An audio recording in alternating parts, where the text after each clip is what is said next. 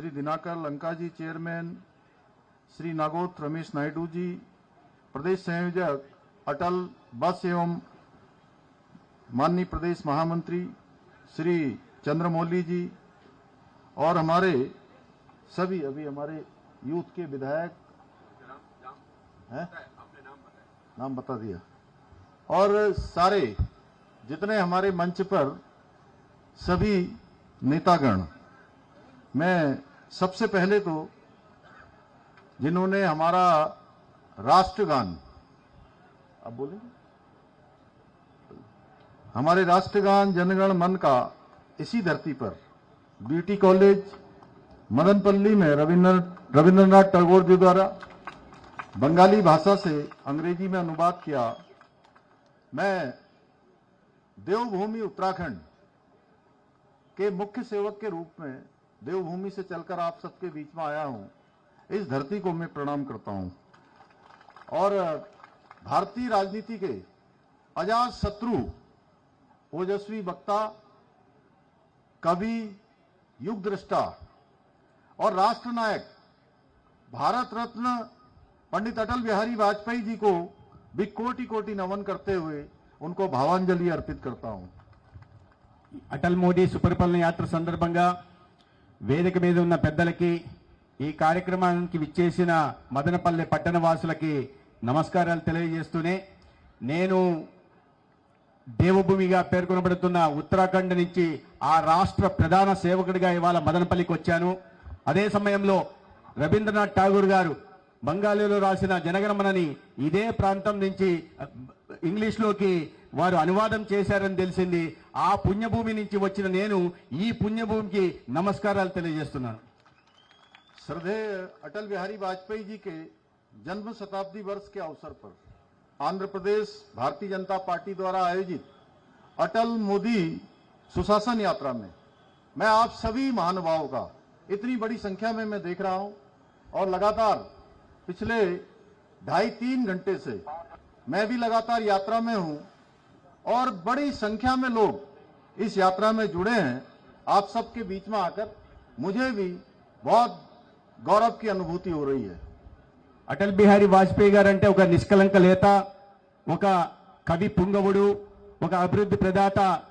అటువంటి అటల్ బిహారీ వాజ్పేయి గారి జయంతి ఉత్సవాల సందర్భంగా మదనపల్లికి రావడం, మీరు చాలాసేపటి నుంచి చాలా ఉత్సాహంగా కూర్చొని ఉన్నారు. మీ అందరినీ నేను గమనిస్తున్నాను. ఈ సందర్భంగా మీ అందరినీ ఉద్దేశించి మాట్లాడడం నాకు చాలా సంతోషాన్ని కలిగిస్తున్నది. मुझे ये जानकर भी अत्यंत खुशी हो रही है कि आंध्र प्रदेश भारतीय जनता पार्टी द्वारा 11 दिसंबर से लेकर 25 दिसंबर तक श्रद्धेय अटल जी की जयंती तक इस सुशासन यात्रा का पूरे राज्य के अंदर प्रत्येक जिले में सुशासन, सेवा और विकास के संकल्प को जन जन तक पहुंचाने का महत्वपूर्ण कार्य किया जाएगा। నాకు ఈ విషయం విని చాలా సంతోషం వేసింది. అటల్ బిహారీ వాజ్పేయి గారి శత జయంతి ఉత్సవాల సందర్భంగా ఈ నెల 11వ తారీఖు ప్రారంభమైన యాత్ర ప్రతి జిల్లా నుండి వెళ్తూ ప్రజలకి సేవ, సుపరిపాలన అనే సంకల్పాన్ని, అభివృద్ధి అనే సంకల్పాన్ని ప్రజల్లోకి తీసుకెళ్లే దిశగా యాత్ర సాగుతున్నది. సంతోషంగా ఉన్నది. साथ ही यह भी बहुत शानदार काम इस अवसर पर आंध्र प्रदेश भारतीय जनता पार्टी के द्वारा प्रत्येक जिले में अटल बिहारी वाजपेयी जी की प्रतिमाओं की स्थापना की जा रही है।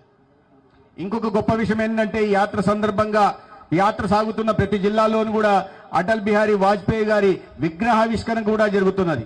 ये मेरा भी सौभाग्य है कि आज मुझे भी अन्नामैया सर्किल में देश के महान राजनेता, कुशल वक्ता, कुशल प्रशासक, हमारे प्रेरणा स्रोत अटल बिहारी वाजपेयी जी की प्रतिमा के अनावरण का आज प्रदेश अध्यक्ष जी, हेल्थ मिनिस्टर और हमारे सभी नेताओं के साथ मुझे भी आज प्रतिमा के अनावरण का शुभ अवसर प्राप्त हुआ।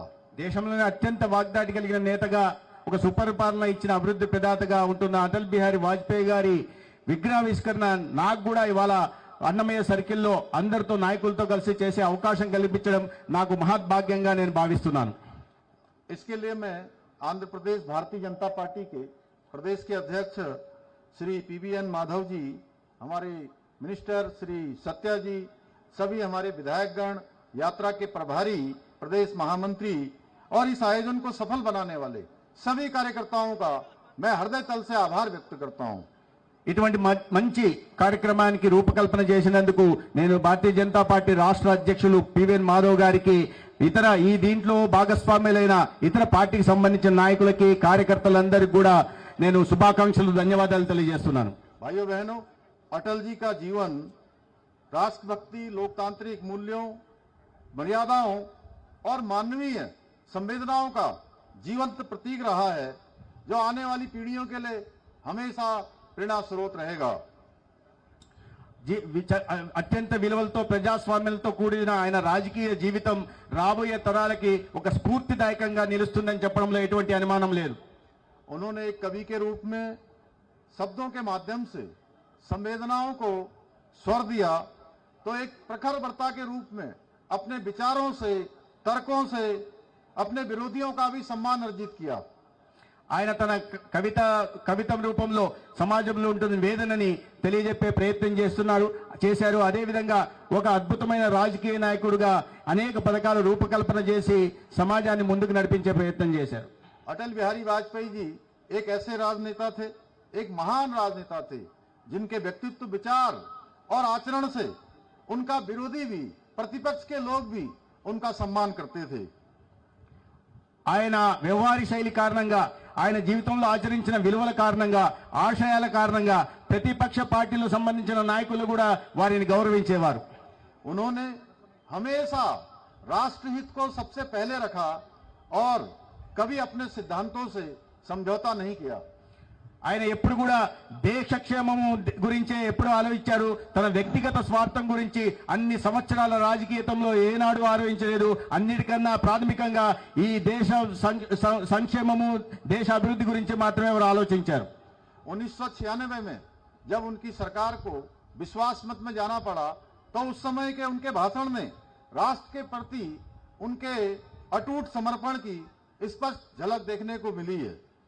1996లో ఏనాడైనా ఆనాడు ఈ అవిశ్వాస తీర్మానంలో వారు రాజీనామా చేయాల్సిన సందర్భంలో ఈ దేశం పట్ల వారికి ఉన్న అత్యంత భక్తి శ్రద్ధల్ని వారి ప్రసంగం ద్వారా వారికి తెలియజెప్పారు। उनके भाषण की ये पंक्तियां सदैव अमर रहेंगी कि सरकारें आएंगी, जाएंगी, पार्टियां बनेंगी, बिगड़ेंगी, मगर ये देश हमेशा रहना चाहिए। వారు ఆ సందర్భంగా చెప్పారు, ప్రభుత్వాలు వస్తాయి, పోతాయి, పార్టీలు సృష్టించబడతాయి, నశించబడతాయి, కానీ ఈ దేశం మాత్రం వైభవంగా ఉండాలి, ఈ దేశ వైభవం శాశ్వతంగా ఉండాలని వారు ఆనాడు చెప్పారు। देश के प्रधानमंत्री के रूप में श्रद्धेय अटल जी ने भारत को एक सशक्त, समृद्ध और आत्मनिर्भर राष्ट्र बनने का मार्ग प्रशस्त किया। దేశ ప్రధానమంత్రిగా ఒక స్వయం సమృద్ధ ఆత్మనిర్భర భారత్ ని వారు స్థాపించారు। परमाणु का पोखरण का परीक्षण से लेकर स्वर्णिम चतुर्भुज योजना, ग्राम सड़क योजना से लेकर दूर संचार की क्रांति तक प्रत्येक निर्णय ने भारत को एक नई दिशा देने का काम किया। వారు ప్రధానమంత్రిగా గ్రామీణ రహదారులు నిర్మించడం గాని, హైవేల స్వర్ణ చతుర్భుజ పేరుతో హైవేల నిర్మాణం చేయడం గాని, అదేవిధంగా ఈ టెలికాం విప్లవం తీసుకొచ్చి దేశ స్థితిగతులు మార్చే ప్రయత్నం చేశారు। उन्होंने देश में सबसे पहले एक गठबंधन की सरकार का सफलतापूर्वक कार्यकाल पूरा किया और ये सिद्ध किया कि यदि एक उद्देश्य राष्ट्र की प्रगति और उत्थान का हो, राष्ट्र की सफलता का हो, तो बहुत सारे दल मिलकर भी सरकार चला सकते हैं। వారు మొట్టమొదటి సంకీర్ణ ప్రభుత్వాన్ని చాలా సమర్థవంతంగా నడిపించారు। ఈ దేశ హితం కోసం అనేక పార్టీలు కలవాల్సి ఉంటే, అనేక భావజాలాలకు సంబంధించిన పార్టీలు కలవాల్సి ఉంటే కూడా ఈ దేశ హితం కోసం కలవాల్సి వస్తే దాంట్లో ఎటువంటి తప్పు లేదని వారు నిరూపించారు। श्रद्धेय अटल जी ने देश में सेवा, सुशासन और गरीब कल्याण पर आधारित एक नई क्रांति का सूत्रपात किया, जिसने अंतिम पंक्ति में खड़े व्यक्ति को भी मुख्य धारा से जोड़ने में बहुत महत्वपूर्ण भूमिका निभाई। వారు పేదరిక నిర్మూలన కోసం, పేదల సంక్షేమానికి పెద్దపీట వేసి అత్యంత అట్టడుగు స్థానాల్లో ఉంటున్న వారిని జనజీవన జవంతులు తీసుకొచ్చి ఈ దేశ అభివృద్ధిలో వారిని కూడా భాగస్వామ్యం చేశారు। आज उन्हीं की प्रेरणा से आदरणीय प्रधानमंत्री श्री नरेंद्र मोदी जी के नेतृत्व में देश में एनडीए की सरकार भारत को सशक्त, समृद्ध एवं स्वावलंबी बनाने के दिशा में आज अविस्मरणीय कार्य कर रही है। వారి నుంచి ప్రేరణ పొందిన నేటి ప్రధానమంత్రి భారత్ ని ఇవాళ స్వయం సమృద్ధ శక్తిశాలి ఆత్మనిర్భర భారత్ ను నిర్మించే దిశగా పయనం సాగిస్తున్నారు. आज प्रत्येक सेक्टर में विशेष योजनाएं बनाकर योजनाबद्ध तरीके से विकसित एवं आत्मनिर्भर भारत के निर्माण की दिशा में कार्य किए जा रहे हैं। అనేక రకాలైన సంక్షేమ పథకాలను అభివృద్ధి కార్యక్రమాలను తీసుకుని వాటిని ప్రణాళికాబద్ధంగా అమలు చేస్తూ భారత్ ను ఒక అభివృద్ధి చెందిన దేశం దిశగా నడిపిస్తున్నారు. Startup India, vocal for local, make in India, skill India और डिजिटल इंडिया जैसी पहलों के माध्यम से आत्मनिर्भर भारत के स्वप्न को साकार करने की दिशा में ठोस कदम उठाए जा रहे हैं। Startup India, local